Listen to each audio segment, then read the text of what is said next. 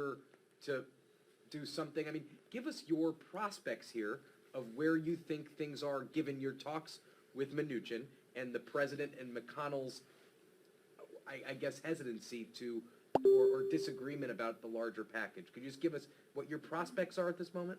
Well, I don't know what the prospects are when we hear people saying I'm young and I'm a perfect specimen, instead of addressing the fact that 50,000 people were infected, reported to be infected yesterday. Nearly 1,000 people died. What are we talking about here? Tomorrow, by the way, come here tomorrow. We're going to be talking about the 25th Amendment, but not to take attention away from the subject we have now. Okay, here's the thing. We've been working very hard on language, because if you don't have the language, you're just giving them a blank check to do what they have done, which is to ignore crushing the virus. And so what we're saying is, with all the trust that we had before, and let me use the word trust,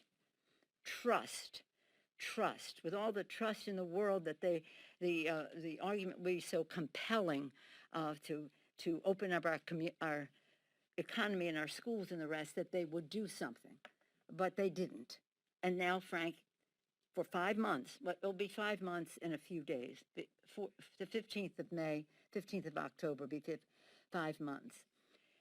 So the point is that early on, we had lots of negotiations. They want to know our justification for child care, and they want to know our justification for earned income tax credit, because, there's fraud there, right? Okay, you want to talk about fraud for the poorest people in America getting an earned income tax credit, while the president is paying $750 for his taxes in a year that he did pay taxes. So, okay, so getting back to your question, we've been working on what the language would look like. We have our differences in numbers, but it's no use having just a numbers discussion unless we know what that money is spent on.